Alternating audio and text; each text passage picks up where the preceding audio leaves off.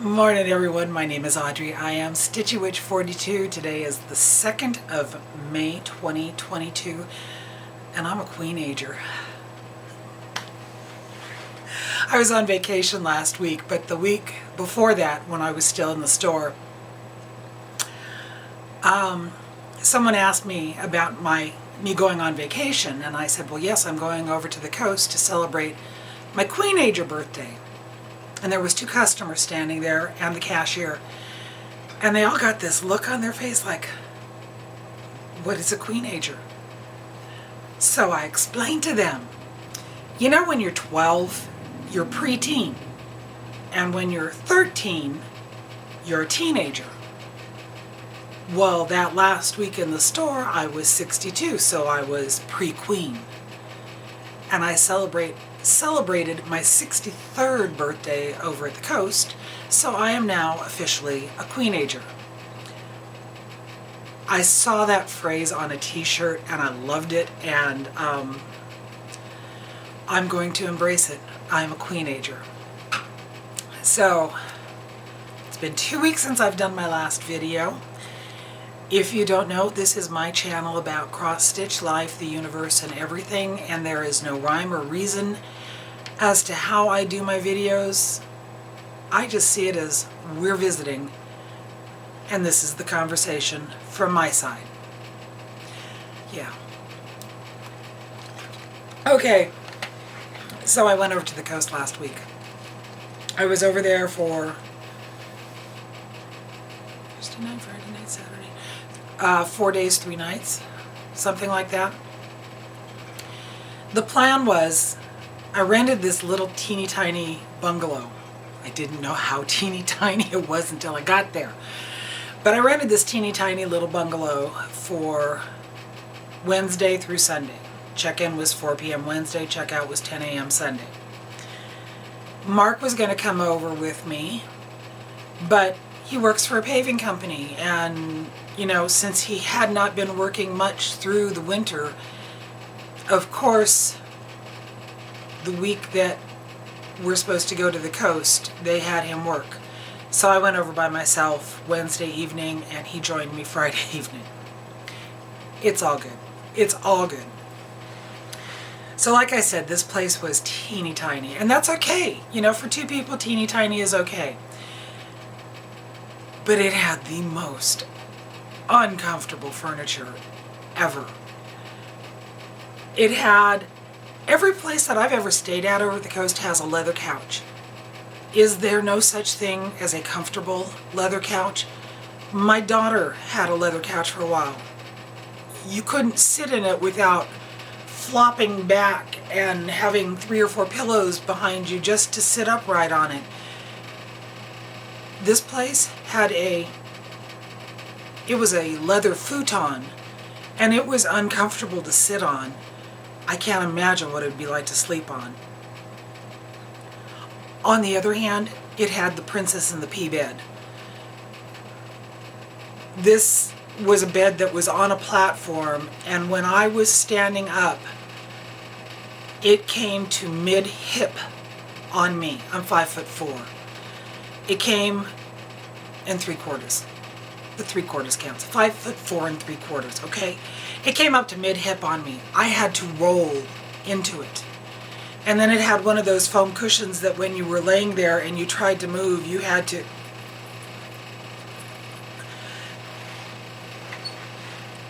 It was a nice place. It was clean. It was comfortable. It was plenty big enough.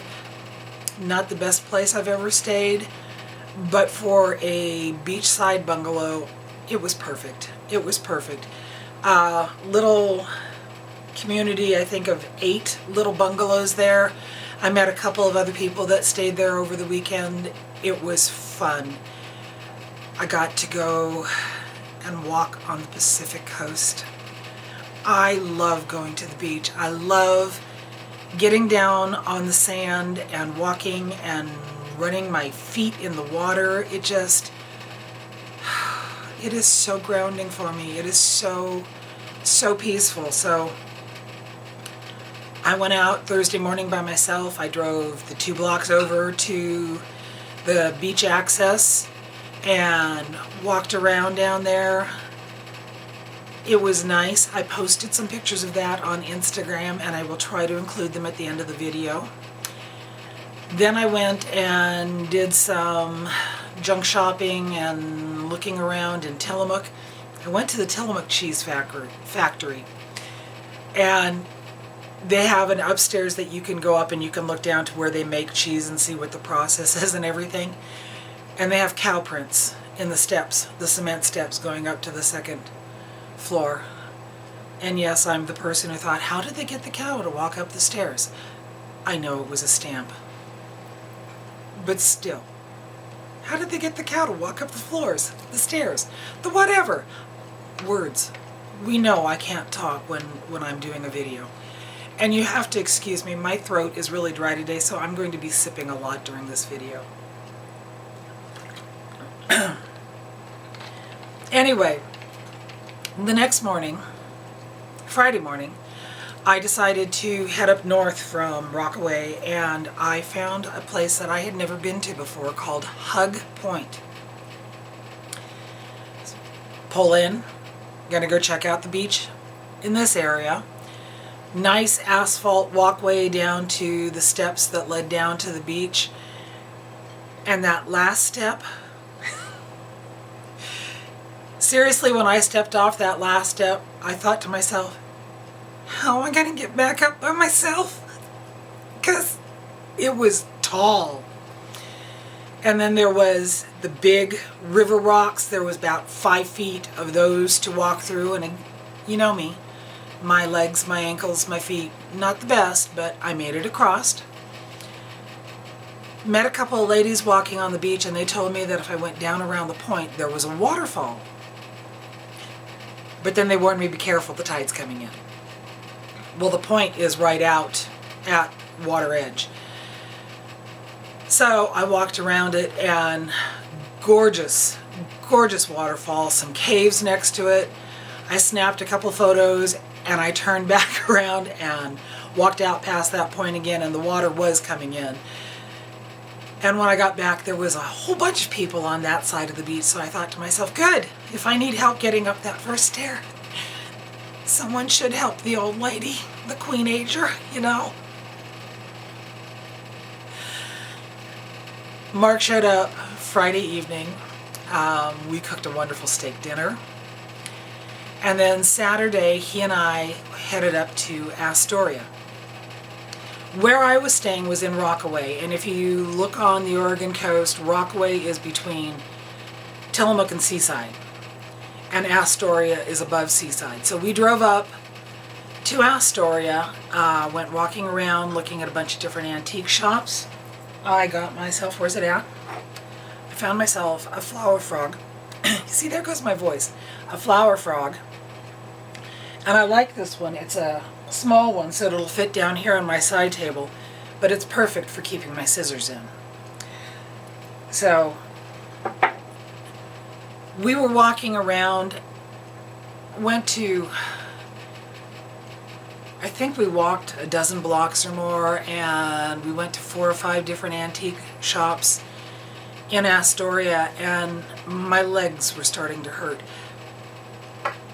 For about the last couple of months, I've been having an issue where when I wake up, my back is hurting, but it starts just under my ribs, and then as I'm up and moving, it kind of settles on top of my hips and in my joints right there, my thigh joints.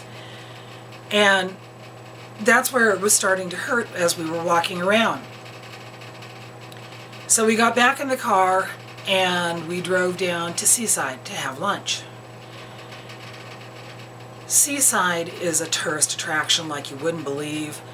It was crowded. We couldn't find any parking close to the restaurant that we wanted to go to, so we parked about 1.5 blocks away. 3 blocks away. Walked over there, had lunch. Then we were going to walk up a couple of blocks and go look at a couple of antique shops there. And when we got up to the antique shops, my legs, the joints, into my hip joints, were hurting so bad. Mark goes, do you just want to leave? And I said, yeah, I really think I do. So we Now still have 3 blocks to walk back to the car, and I couldn't make it.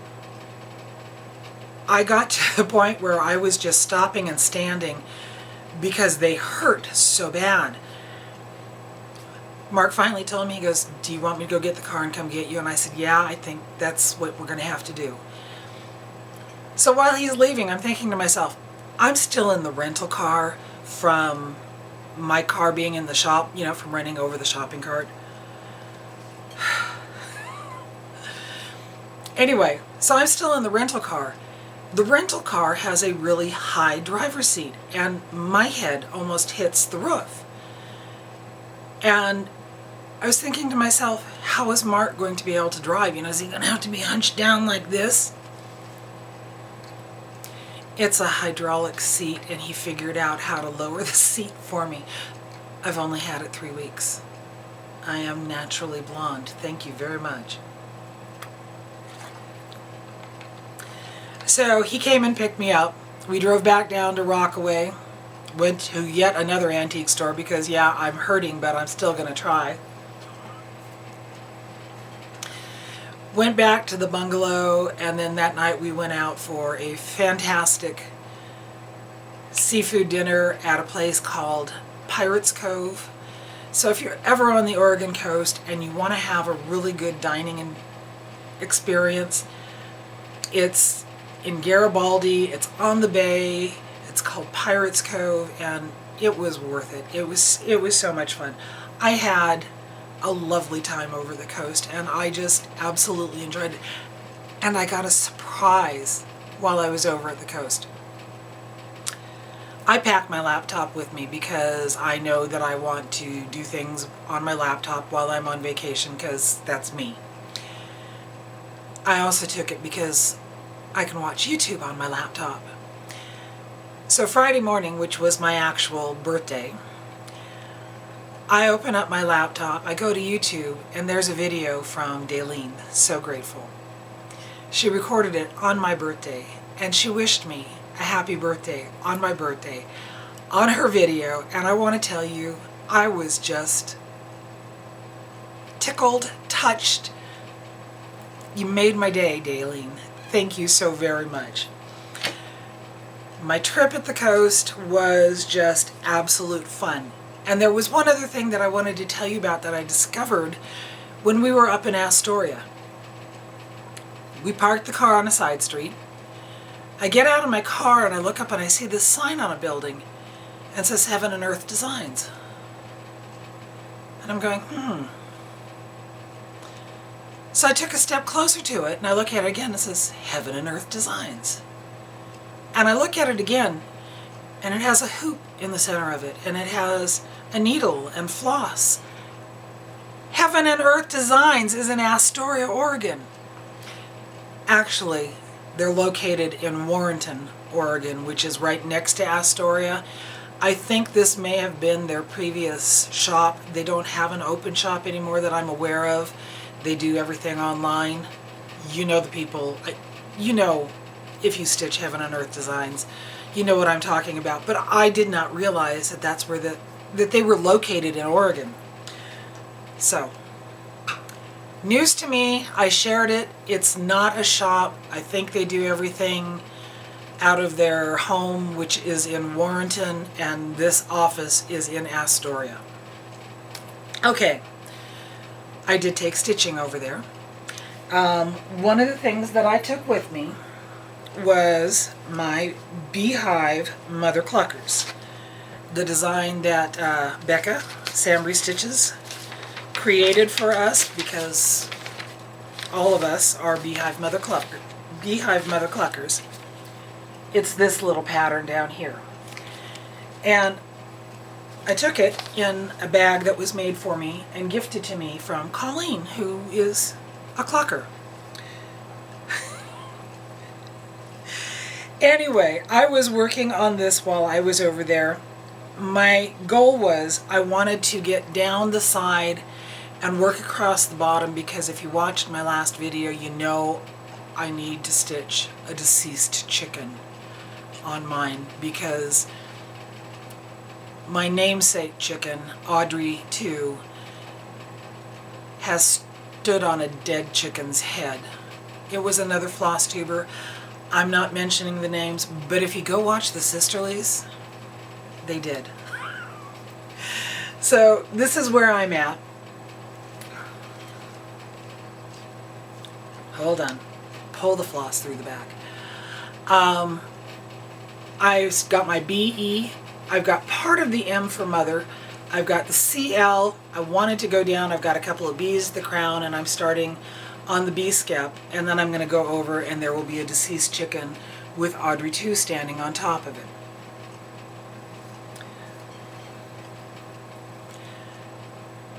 The day that I started working on this piece, I went and grabbed a package of graph paper, and I tried to chart a deceased chicken. Yeah, that didn't work too well. No, it did not.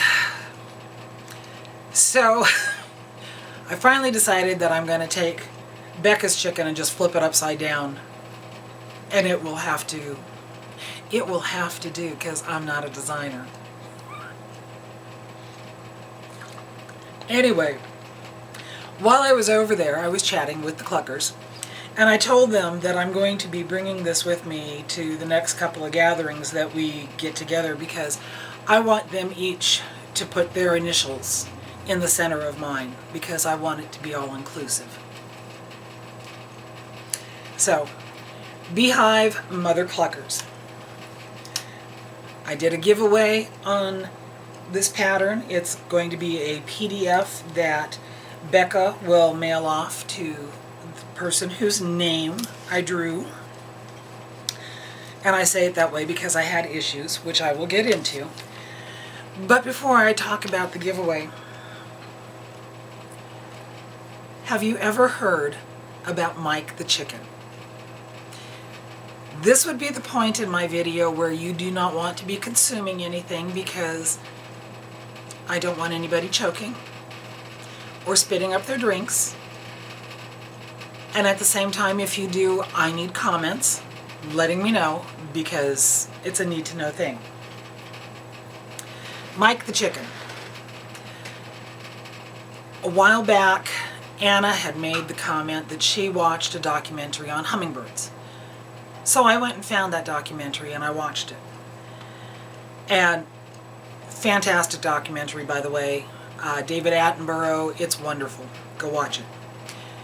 Then I saw there was a documentary about hummingbees. Honeybees.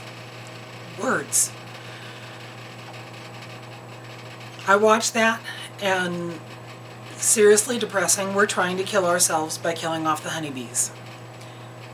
Then I found the third documentary, A Natural Life of Chickens. And I thought, why not? I'm going to watch this.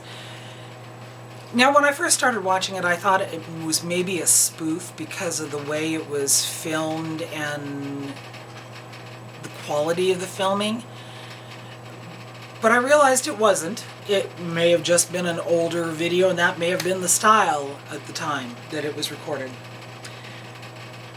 But in this documentary, they talked about Mike the chicken. Google it. It's a true story. Mike lived in the 1940s. Mike's owner, a farmer, was out one day and he was butchering chickens. And he cut Mike's head off. And we've all heard the saying, you run around like a chicken with its head cut off. Well, Mike was running around. And he didn't stop. When Mike was still running around later on that evening, Mike's owner put him in a box, put him on porch overnight to see what would happen. He got up the next morning and Mike was still running around without his head. For the next 18 months, the farmer and his wife took Mike to various state fairs and carnivals and things and showed off Mike the headless chicken. They could give him water and food by a dropper, liquid dropper down his gullet. They had to use a syringe to clean the mucus out of his gullet. And they did this for 18 months. This chicken lived for 18 months. Sadly, he passed away because he suffocated. True story. Go check it out. Colorado, it happened in Colorado. They have a headless chicken celebration. I don't know. Something like that. I didn't go in depth on that part of it. So, giveaway.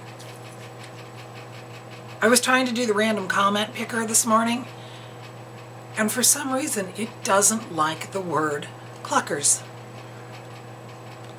I tried it 2 different times and it would just circle and circle and circle and come back with, we're having a problem. I don't think it liked that word. So I had to do it the old-fashioned way, and I went back through my comments and I reread them all, and thank you. I loved all the comments.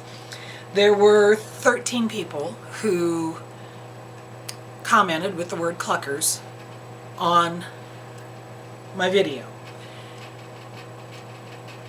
And then I went and got one of those spinner things on my phone and put it 13 spaces on there and spun that, and it randomly came up with the third name, who is Devi Sisk.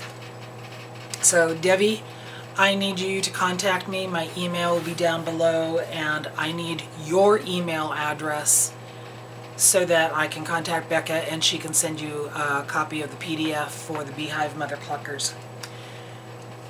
I was going to mention Devi anyway, and this is purely coincidence. When I did my tutorial on the I Survived COVID TP roll needle case, she tagged me on Instagram. She made one, and it's gorgeous. And if I can figure out how to put the picture at the end of my video, I will add that. If not, go check her out on Instagram. She is at Glitter Dove Fairy, all one word. And take a look at her there and follow her. Speaking of the COVID TP roll needle cases, my friend Lisa, Prims on Greenway, words, she also posted a couple of pictures of ones that she had made, and I love what she, all 3 of them, I really, really liked how they did them. Devi did a little extra sewing on hers and decorated the back. Loved that. Lisa goes for a more primitive style, and absolutely loved her. And I will be talking about Lisa more in my videos because I have some finishes inspired by her. I am telling you, my throat really, really hurts. Maybe because I had too much fun. I don't know. All right. So let me show you the finishes that I'm talking about that were inspired by Lisa, Prims on Greenway. A while back, I showed you that I had bought a wool applique kit from, it was Buttermilk Basin Spooky Pillows. I bought it from Farm Girl Dry Goods. I don't know why I want to mix the name of her shop up, but I bought it from Michelle Rudy, Farm Girl Dry Goods, and I made all 5 of the pillows. I stitched all 5 of the pillows. Got a lot of help from Anna with that. And then I had all 5 of them stitched, and they give you the whole kit. You have all the wool you need, you have the patterns, and then there's this big piece of flannel that you can use for the backing. I knew I was going to make pin pillows out of these,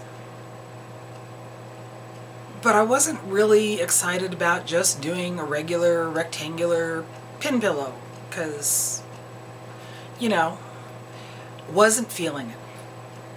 And then I watched Lisa, and she talked about doing a wool applique class, and she had made a bunch of small triangle pillows that she had in a dough bowl on the table, and the people that were in her class got to choose one and take it home as her gift to them. And I thought, brilliant, I'm going to make these into triangle pillows. And if you're not sure what I was talking about, the first time Lisa showed a triangle pillow on her videos. I was inspired and I went and found a pattern and I adapted it so that I could make my own, and this was my very first triangle pillow that I made because of Lisa. I have also made, because of Lisa, a triangle chicken. I've got the little button on there that Colleen made because Mother Cluckers. And then Lisa had also sent to me an antique handkerchief that was embroidered with the letter A on it, and so I sewed it together, and I have another triangle pillow. All of these because of Lisa. So then I'm surrounded and I don't know where to put things, so they're going on the floor. It's going to be a long video, folks. I decided to finish my wool applique pieces as triangle pillows. And if you've been around for any length of time, thank you. It always surprises me when you come back. If you're new to my channel, I'm a wee bit crazy. Yeah. So I was working... Hold on. I just dropped everything on the floor and I have to pick it up. I have them sitting in my bowl here on a TV table. And when I took the first one out that I wanted to share with you, I knocked the other two of them, and of course they had to roll all the way across the floor. Triangles roll. Who knew? Anyway, I decided that I was going to finish all of these as triangle pillows. So I went upstairs and I cut out the flannel and I stitched them up and I left the opening for turning them. When I got to the last one that I was stitching, which is the jack-o'-lantern, that was the fifth one, and by that time my finger was kind of sore from trying to turn these the right way out and then stuffing them, and I got halfway through turning this pillow, and I posted this picture on Instagram, so you have to go over there and look at it. But I referenced that turning these pillows was like childbirth, because you're trying to get it to come out and you're pushing and you're pulling, and go look at my video or my post on Instagram. But one of the people,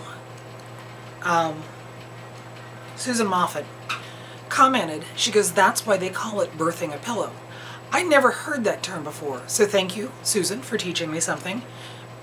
When you're turning a pillow right side out, you're birthing a pillow.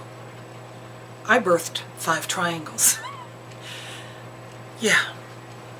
So here's my first one. This is the jack-o'-lantern. I like the way it looks like that. And this is the way the bottom of it looks and the back of it looks.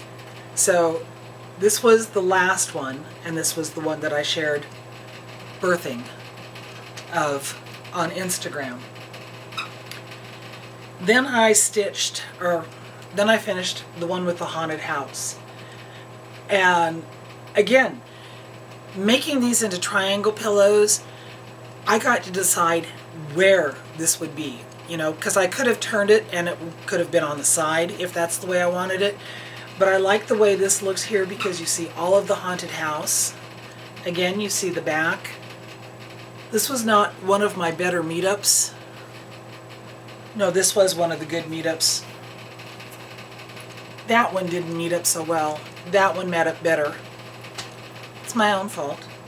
Personality gives them personality. So we're going to go with that. There was the witch hat. This was a difficult one to birth because this bead, it was the shoulders, okay? It was the shoulders. They didn't want to come out. So again, I like the way these turned out. The ghost, when I stitched the ghost, I had gone around it with some glow-in-the-dark floss, so there's 2 extra ghosts there. and I was a little bit concerned that I had gotten too close to the edge. I got right to the edge. But I love this. I have not checked it out in the dark to see whether it actually glows or not. I may go try and take a picture of it in Mark's office, because that's always our darkest room in the house. And then my last one, and honestly this one is my favorite, is the cauldron. I love the way these turned out. And I love the contrast between the flannel and the tops of on all of them. I think that they are just wonderful. So now let's see if I can get these back in here the way I had them.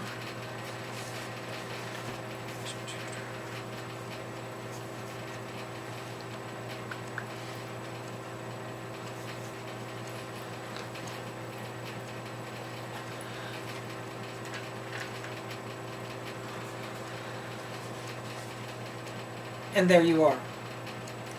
I am really tickled with how these turned out. And thank you again, Lisa, for inspiring me. You have so many times. All right. So, another finish. I had been stitching on sunflower seeds for the Ukraine. I told you that I was going to make it into a wall hanging, and I did. And I had some issues putting this one together, which I almost always do, because I'm not a seamstress. But here is my finish. Nice little wall hanging. I went out and found this fantastic sunflower fabric to use for the back and to make my prairie points. And they're not even. This one is kind of wonky. This one, when I was sewing it together, I didn't quite get all of it inside. So, you know, a seamstress would have taken it apart and redid it, but I don't claim to be a seamstress, so I just took my needle and thread and I stitched it up, and up close and personal you can tell. It's mine. It's okay. It's all good. The other issue I had, this is stitched on an 18 count even weave 2/1. It's a very loose count fabric, and when I cut it out to stitch it, I had 3/4 of an inch on either side. I did my stitching, turned it the right way out or inside out again, and I was using my pinking shears, and I got too close to the stitches up here, so it started unraveling. I don't know if you can see that, but it's all kind of wonky there. So a little bit of Aleene's glue and sticking those pieces back in there, and it's good. This little hanger I got at Joann's a couple of years ago. It's a Tim Holtz piece. So if you just look up Tim Holtz, you should be able to find these hangers. But I like these because this part moves, and I've used this for a number of wall hangings that I've made. So there is that finish. I like the way it turned out. I've seen a number of people working on this on Instagram. Each one of them is gorgeous. I love it. And still there's more finishes. I had sent a couple of pieces up to, I'd taken a couple pieces up to Acorns and Threads to have Jolyn finish for me. One of them was the Mill Hill Jim Shore Harvest Trio. And I wanted that to be made into a wall hanging too, because it was stitched on 27 count banding. And she did a very simple finish. I absolutely love that. She put some rods in here. There is a hanger, so I can hang it up and you can see the whole thing. This is all hand piece on the back because that is the way Jolyn does her work. If you ever need a finisher, contact Acorns and Threads, contact Jolyn. She does wonderful, wonderful work. She has finished several things for me. She is creative. She does everything by hand. Well worth it. So again, Mill Hill, Jim Shore, all the beads, all the sparklies, finished by Jolyn at Acorns and Threads. And there's one more piece. I had asked her to finish Baltimore for me. I wanted an envelope style pillowcase. So here it is. Again, this is absolutely gorgeous. If I could afford to take my stuff to her all the time, I would, because she does just beautiful, beautiful work. All right.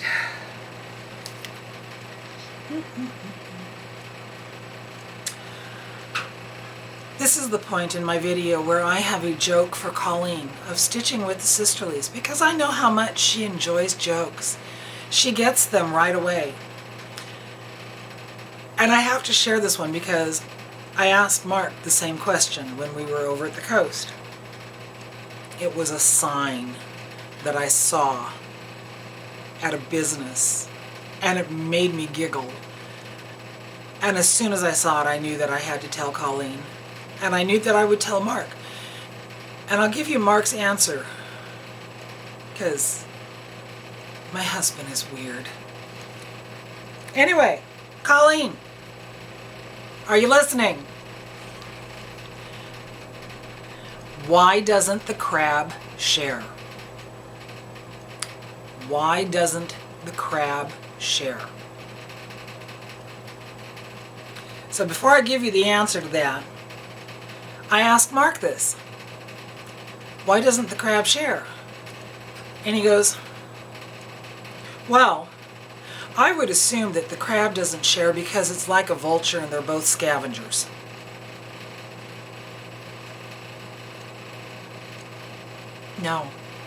No, honey, that's not the answer.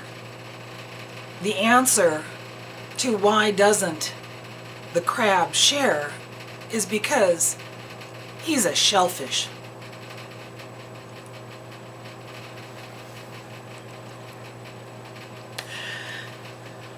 I didn't say it was a good joke.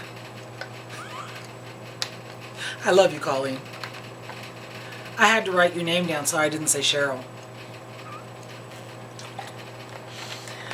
Alrighty. So, when I was at Hobby Lobby and I got this fabric, I bought a fat quarter of it. Buying fat quarters of fabric is so nice because that way I get a nice size piece that I can use for finishing, and I don't end up with all this extra fabric that I don't know what to do with because I'm not a seamstress. But while I was over there, I was wandering around looking at things, trying to find some stuff that I could use for future projects. And I was over where they had some of their springtime, summertime wood boxes. And I found, for lack of a better way to describe it, a toolbox type thing. It wasn't that specific. Anyway, it was narrow and it was tall and I liked it, and I think it was $18.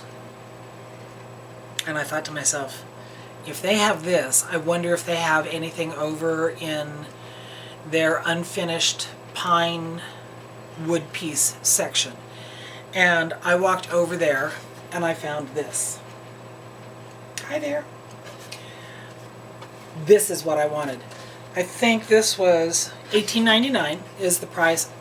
I didn't keep my receipt. I don't know if I got 40% off on it like you do, possibly, but still, $19.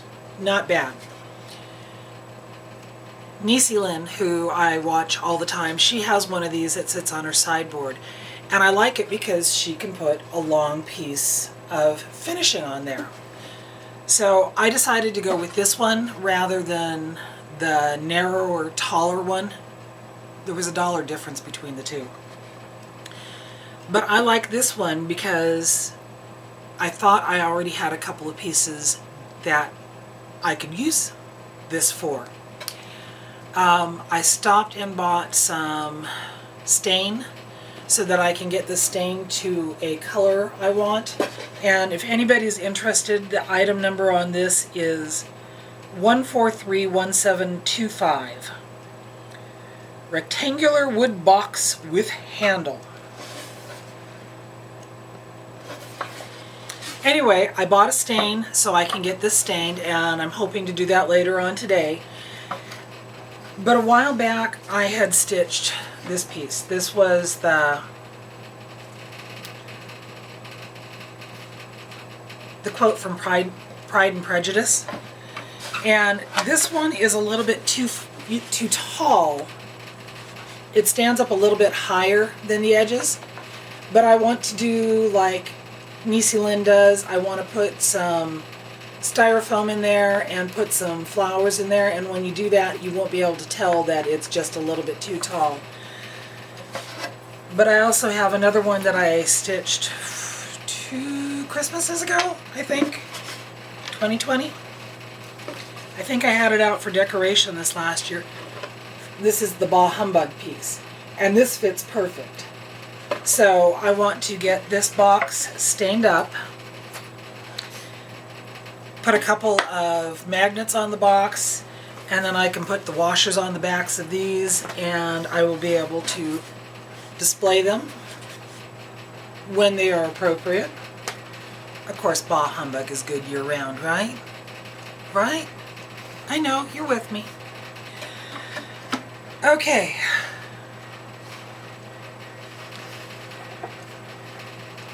I still have my Alphonse Mucha to share with you, and I have 2 giveaways to do for this video, but I'm surrounded and I can't get to things. So, hold on a moment. Okay, on the screen you can see my Alphonse Mucha, and I have been working in the area of her hip and the dress there. Actually got maybe about a 2-inch wide section, all this right here stitched in. So you can see her arm, her hand, her hip, and I'm slowly moving across. This line right here is the edge of this page. When I get that page done, I think, hold on, I have to check my stitchy book.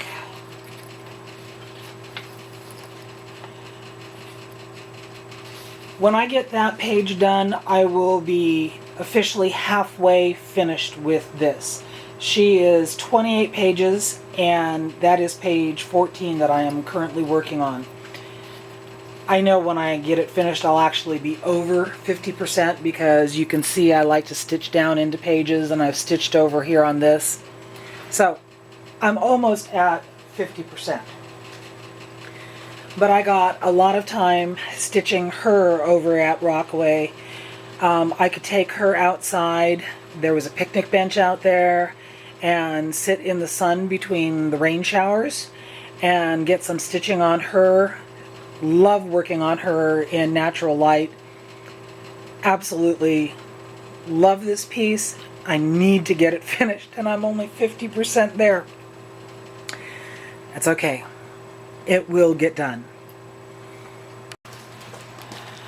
Okay, I would like to do 2 giveaways on this video.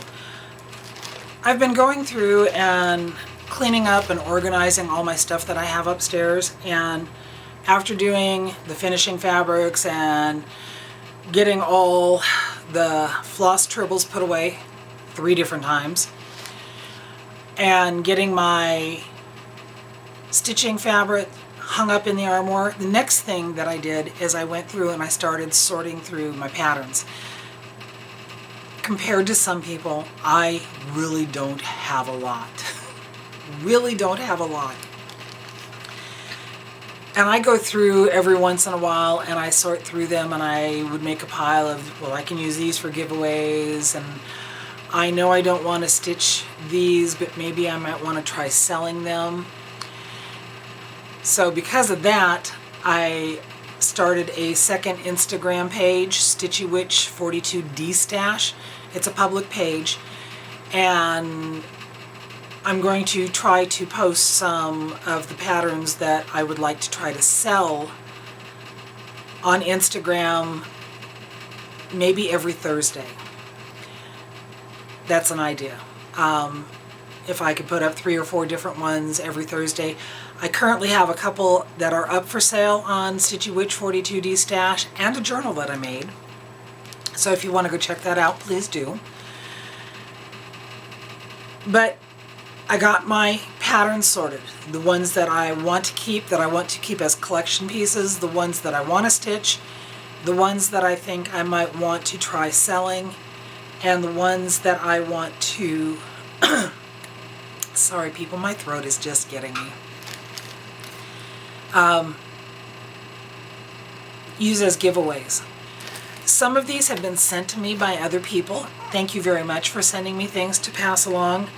Some of them I got in a huge box that I purchased a couple of years ago that was full of all sorts of stuff. Anyway, I picked out 2 of them. One of them is a Leisure Arts leaflet. I don't know what year this is. I don't know if it says anything. It's called Button Up for the Holidays, Book 5, and there are 7 projects in here for the holidays. So, looking at this, if I open it up, maybe, there is a pattern of a witch on the moon. There is a pattern of a wreath. Then there are pieces that you can stitch to go on top of the wreath, so maybe perforated paper. There's eggs, there's a bunny rabbit, there's a star, there's Uncle Sam, there's firecrackers, there is an American flag.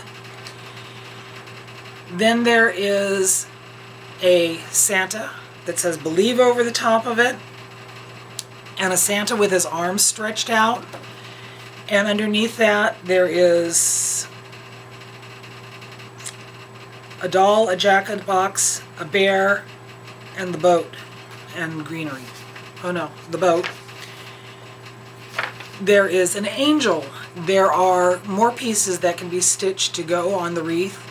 Love, a jack-o'-lantern, a rabbit, a Christmas tree, another flag, and then there is a pumpkin and cat with a bat, a ghost, and a jack-o'-lantern, and a candy corn. There's a lot of patterns in here. And while it shows them being, they must use waistcloth, and they've stitched them on clothing. This is really, really cute, but I'm never going to stitch it. Somebody sent it to me, or it was in that box. It was listed as 25 cents at Goodwill somewhere.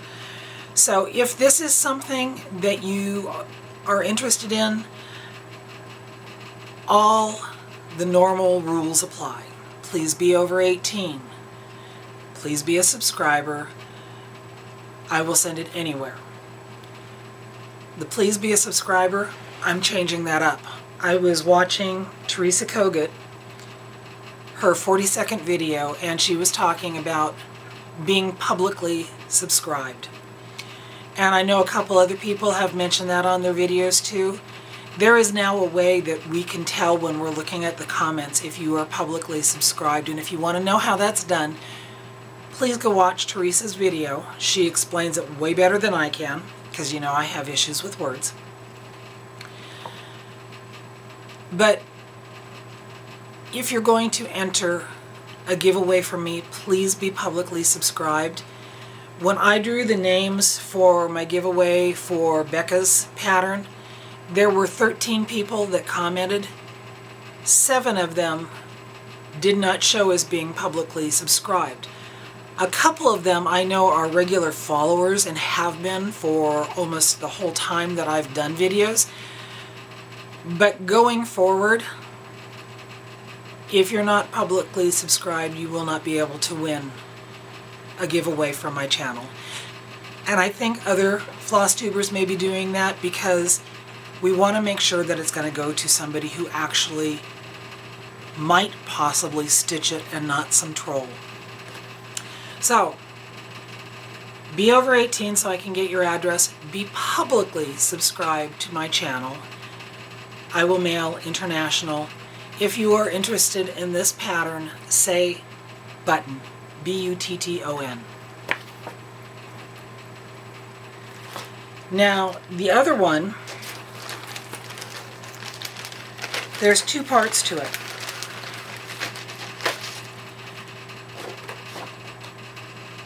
This is a leaflet,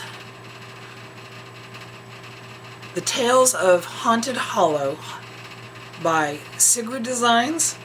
I've never heard of them before. It's leaflet number 3. And that's the pattern on there. Cute little haunted house. We know I don't particularly like stitching the houses. There's 2 of them on my Afghan.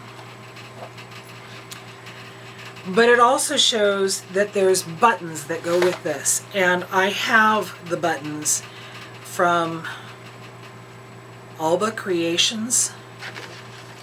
These are ceramic buttons. It's the full set to go with this pattern. So, if you are interested in this one, say haunted. And again, you have to be publicly subscribed in order to win if you enter the giveaway for this. So I think that I've shared everything. If not, about 30 seconds after I finish this video, I'll go, I missed something. And I'll just have to make a note for next time. I do that a lot. Seriously, I do.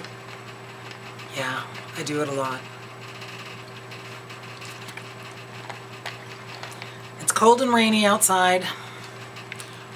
Hopefully the weather is going to get better this week because my garden guy is supposed to be here Wednesday to do some spring cleanup for me.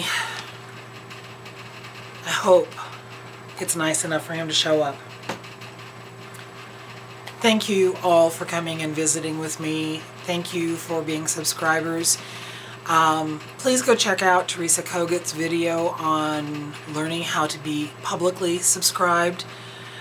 Because I know that I'm going to go, like I said, going forward, I'm going to make sure that anybody who wins any of my giveaways is publicly subscribed.